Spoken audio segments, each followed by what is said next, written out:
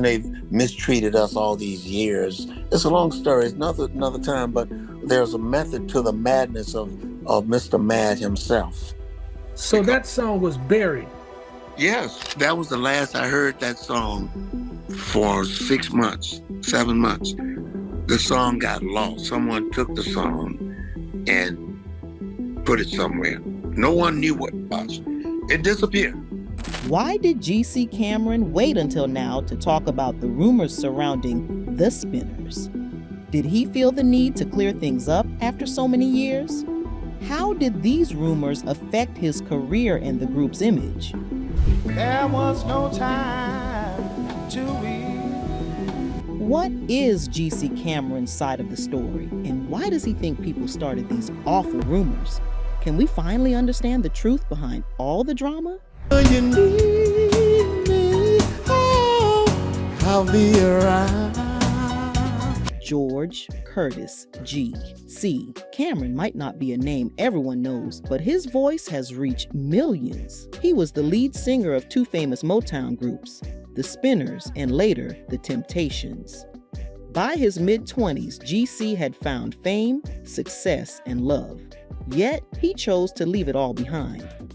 Born in McCall Creek, a small town west of Brookhaven, he grew up like most kids in rural areas. At age 8, his family moved to Detroit. School wasn't his thing. He didn't care for geography or math, but he always cared about music. I think I was born singing. My first cry was probably a melody, he joked. G.C. sang in church choirs and dreamed of making music his life.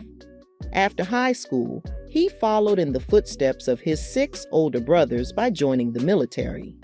He spent over 4 years as a Marine, including time in Vietnam. During his service, G.C. often performed for fellow Marines. One day, an officer heard him sing and invited him to perform for the officers' wives. Soon, G.C. was winning talent shows at military bases. Months of death. Picking up that microphone automatically pushed Vietnam away from my mind and gave me that next power, that ability to put the gun down and pick up life. His big break came when a family friend, Dennis Edwards. Motown was searching for a lead singer for the Spinners, a new group. G.C. auditioned and sang just 3 lines before being chosen. They looked at me and said, "You're it," he recalled.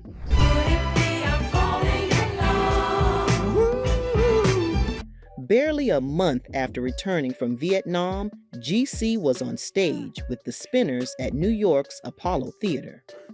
"We opened for Marvin Gaye, and the crowd loved us," he said. That performance marked the beginning of the Spinners' rise. They toured with legends like Diana Ross and the Supremes, Smokey Robinson, Stevie Wonder, and Gladys Knight. For G.C., life has always been about one thing: singing. "Music was always in my head," he said. "It's who I am."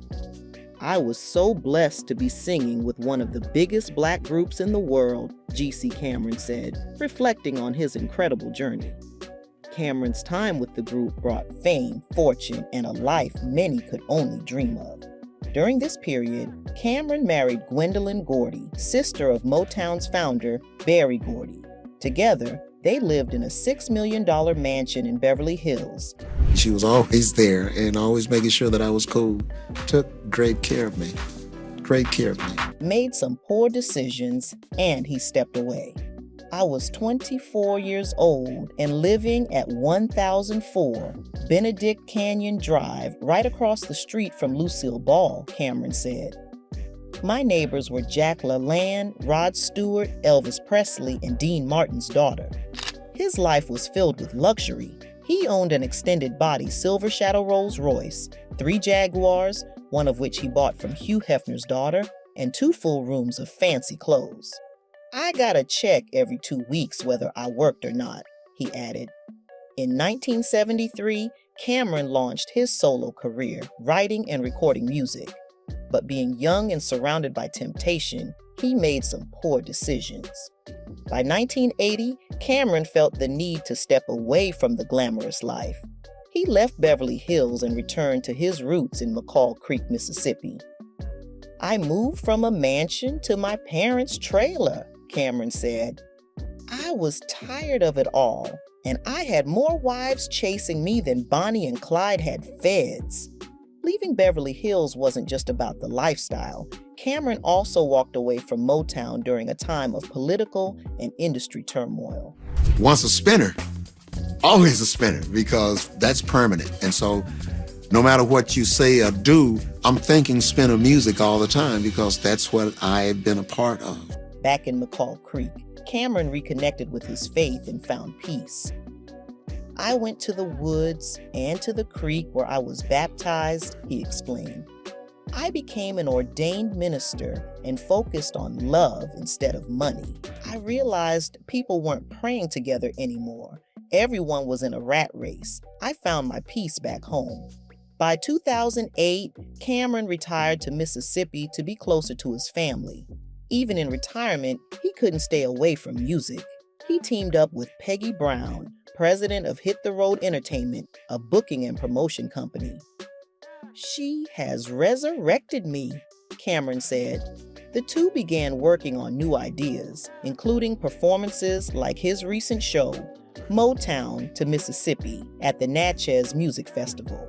The event was a big success, and Cameron's fans were thrilled to see him back on stage. Looking back on his life, Cameron has no regrets.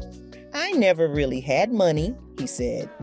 "Motown and other companies didn't pay me much. The music business is very political.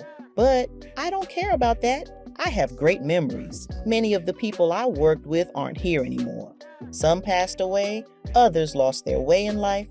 I've seen people rise to fame and then lose everything. But to me, it's just a job. I'm here, I'm happy, and I'm enjoying life." This is the building, Grant Elementary School, that the Spinners started. Now let's talk about how the group started. The group started with 5 friends: Billy Henderson, Henry Fambrough, Purvis Jackson, C.P. Spencer, and James Edwards, who lived together in a public housing project called Herman Gardens in Detroit. They came together because they loved making music and wanted to form a group. At first, the group was called the Domingos. However, James Edwards left the group after a few weeks, and Bobby Smith took his place. Bobby Smith became the lead singer on most of the Spinners' early songs and their biggest hits with Atlantic Records. Shortly after Edwards left, C.P. Spencer also left, and he later joined 2 other groups, the Voice Masters and the Originals. George Dixon replaced Spencer, and later on the group changed their name to the Spinners. The Spinners' first song, That's What Girls Are Made For, was recorded under Harvey Fuqua's Tri-Fi Records label.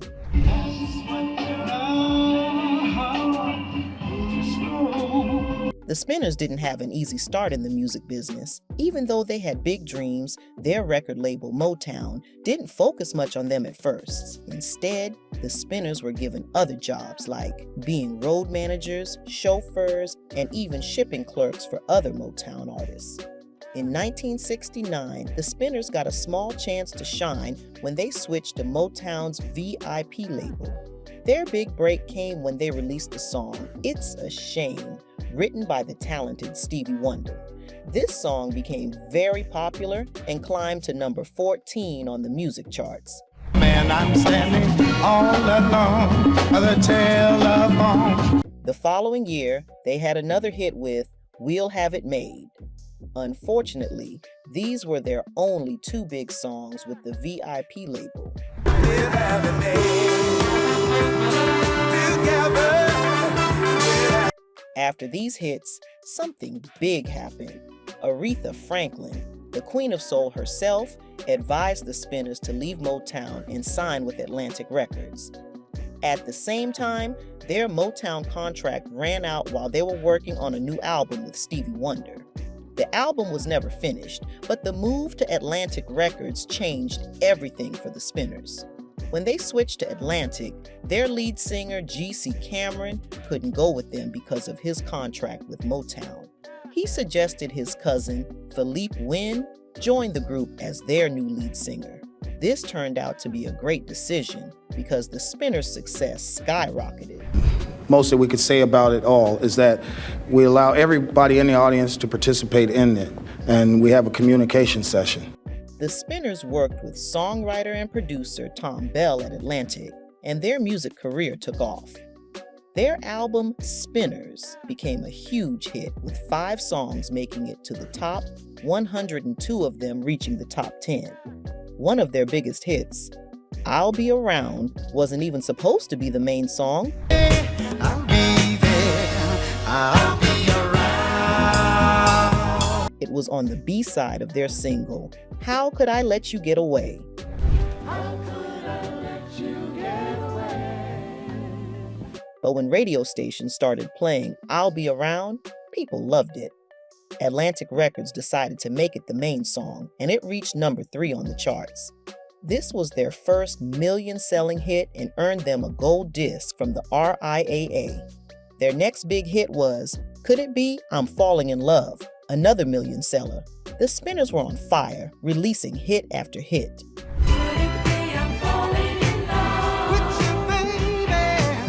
One of their songs, One of a Kind, Love Affair, caused some drama. Some listeners thought they heard a bad word in the lyrics. The line sounded like, you just got to F her, yeah, but others said it was, you just got to hug her, yeah. To avoid more complaints, Atlantic Records edited the song and re-released it. Even with the controversy, the song was a success. The Spinners kept releasing hits, including Ghetto Child, Mighty Love Part 1, and I'm Coming Home.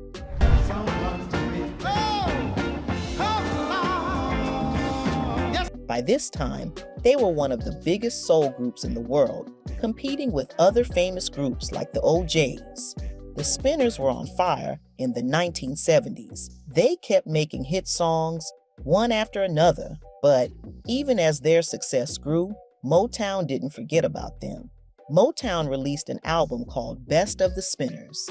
This album included songs from their time with Motown and VIP Records. They also decided to re-release Together We Can Make Such Sweet Music. It was originally a B-side but was given new life as an A-side single. Unfortunately, the song didn't do very well. It only made it to number 91 in the US, even though it had a lot of promise. The Spinners also teamed up with Dionne Warwick for the hit song, Then Came You. What's funny is that Warwick didn't even like the song at first. She didn't believe it would be a hit. The Spinners' lead singers, Bobby Smith and Philippe Wynne, took charge of the vocals. When the song was done, Warwick still wasn't impressed, but their producer, Tom Bell, had faith in it.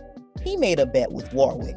He told her that if the song didn't hit number 1, he'd send her his half of a $100 bill. Well, the song did go to number 1. It became Warwick's first ever number 1 hit on the Billboard Hot 100. Warwick was so surprised that she sent Bell back the money with a note saying, sorry. For Warwick, this song was her only major hit in the 1970s, a decade when her career was slowing down. Meanwhile, the Spinners kept making hits and stayed popular.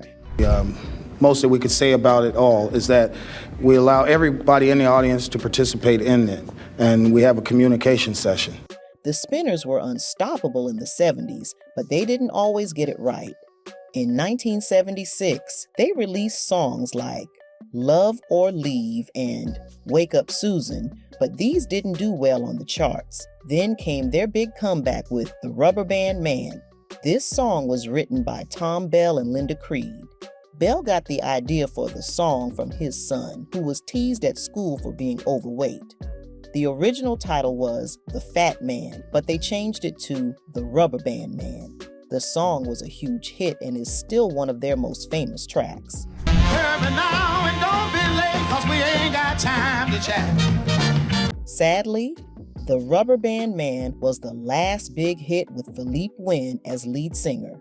Wynne wasn't happy with how things were going. He even wanted the group to change its name to Philippe Wynne and the Spinners. But the other members didn't agree with him, Wynne's fights with producer Tom Bell made things worse. Eventually, Wynne left the group. After he left, John Edwards, who had some solo success, joined as the new lead singer. Even after Wynne left, the Spinners kept making music. They had a few smaller hits, but their time with Tom Bell also came to an end. They contributed music to one of Bell's movies and even appeared in it. However, by the late 1980s and 1990s, their popularity faded. Music was changing, and it became harder for the Spinners to keep up with the new trends. Health problems and changes in group members made it even more challenging to stay together. There was no time to weep. Now let's look at the life of Philippe Wynne, who faced many struggles in his life. Born in Cincinnati, Ohio, Philippe had a tough childhood. When his parents divorced, he and his 3 siblings were sent to live in the New Orphan Asylum for colored children. His father worked far away, and his mother moved to Detroit with another man. Philippe once shared how hard it was knowing both parents were alive but not with their kids. In the 1960s, Philippe moved to Detroit and began his music career. He started singing gospel with his brother, Michael, before switching to R&B. He joined Bootsy Collins' band, the Pacemakers, and later sang with a Liberian group called the Afro Kings. Philippe's big break came when he joined the Spinners, replacing his cousin G.C. Cameron as lead singer. The group achieved great success together, creating hits that people still love today. After leaving the Spinners, Philippe tried to go solo. He even had Alan Thicke, a well-known TV star, as his manager. He also started his own music publishing and record label. Sadly, neither his solo career nor the Spinners reached the same heights after their split. Philippe's personal life was full of pain. He married Ava LeFleur in 1973, and they had 2 sons, Emmanuel and Alvarez. The family later moved to California, but eventually separated. Tragedy struck when Alvarez was killed in a drive-by shooting in 1999. In 2001, Emmanuel drowned while trying to save another man and was awarded the Carnegie Medal for his bravery. Philippe's life ended too soon. On July 13, 1984, he had a heart attack while performing in Oakland, California. He died the next day at just 43 years old. In 2023, the Spinners were inducted into the Rock and Roll Hall of Fame, honoring Philippe's unforgettable contributions to music. We find from the beginning, like with no hit records, that we had to come up with something different, to be able to work. So we got the idea to try and be different from everybody else. Another member to experience heartbreak over the years is John Edwards, who had to leave the group because of health problems. John Edwards, who later became the lead singer for the Spinners, had an interesting journey before joining the group. He started singing while serving in the U.S. Army stationed in Germany. After returning home, he settled in Duluth, Georgia, and performed alongside famous acts like Wilson Pickett and James and Bobby Purify. In the late 1960s, he moved to Chicago, where he met the legendary Curtis Mayfield.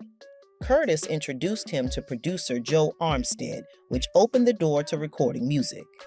Edwards released his first songs with Weiss Records before switching to Bell Records. A year later, he joined the Atlanta-based Aware label, where his career took off. His song, Stop This Merry-Go-Round, reached the Billboard R&B charts. He continued to climb the charts with songs like Messing Up a Good Thing and his biggest hit, Careful Man, which reached number 8 on the R&B charts. Unfortunately, Aware Records closed, but Edwards didn't stop singing. He performed with the Spinners occasionally and also pursued his solo career. On the Cotillion label, he released Baby, Hold On To Me and Nobody But You, both of which charted. Edwards officially joined the Spinners as their lead singer, replacing Philippe Wynne. He stayed with the group for over 20 years, helping them continue their success. However, in 2000, Edwards suffered a serious stroke, which forced him to retire from music.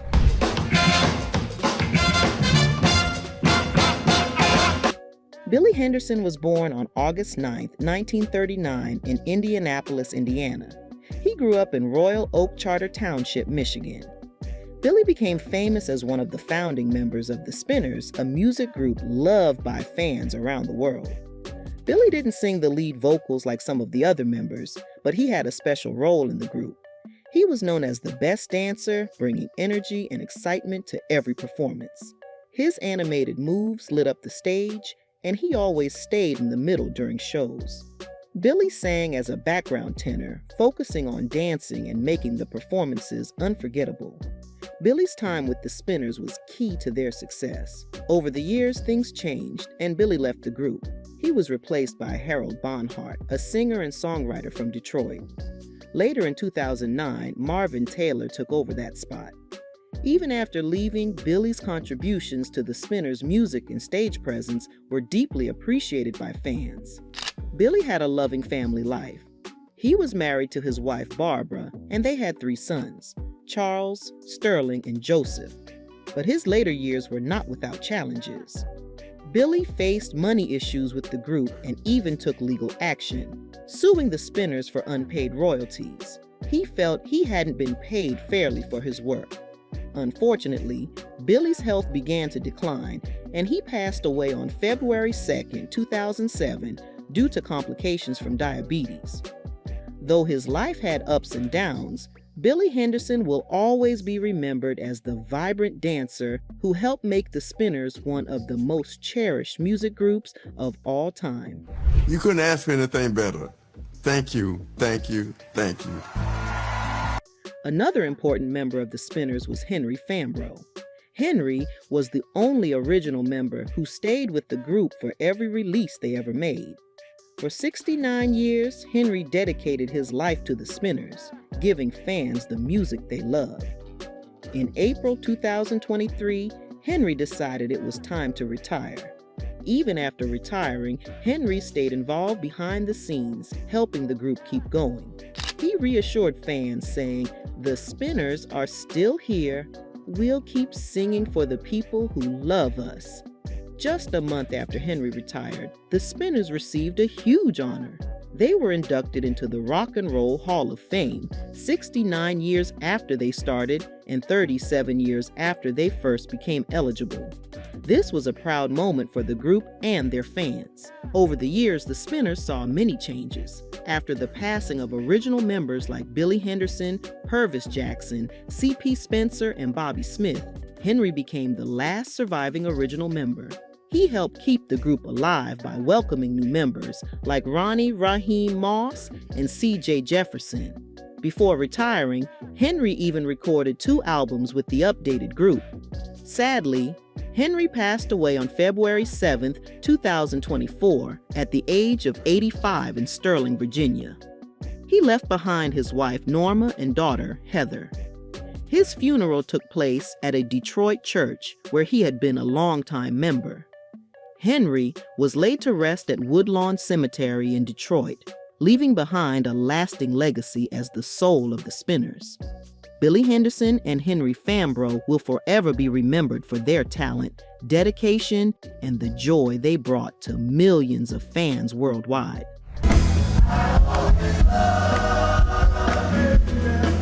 Bobby Smith was the voice behind some of the biggest hits by the Spinners. He wasn't just another member of the group, he was their first lead singer. In 1961, Bobby sang the lead on their first big song, "That's What Girls Are Made For." Many people think someone else sang it, but it was Bobby's smooth voice that made it special. Bobby's voice was the main one for the Spinners during their time with Motown Records in the 1960s. Songs like "I'll Always Love You" and "Truly Yours" were led by his soulful singing. Even earlier, when they worked with Tri-Fi Records, Bobby's voice stood out. When the Spinners moved to Atlantic Records, Bobby's singing stayed an important part of their success. However, there was often confusion about who sang their songs. Many fans credited Philippe Wynne for songs that Bobby actually sang. Wynne joined the group years later, but because his voice sounded similar to Bobby's, people got mixed up. Even Atlantic Records made mistakes in their credits. Bobby was the heart of the Spinners. While other singers like G.C. Cameron, Philippe, Wynne, and John Edwards also sang lead, Bobby's voice was steady and familiar. He helped keep the Spinners' sound timeless from the very start. Sadly, Bobby passed away on March 16, 2013, at 76 years old. He battled lung cancer and later died from pneumonia and the flu. His contribution to the Spinners and the music world will always be remembered. Bobby Smith's voice made the Spinners unforgettable, and his legacy lives on.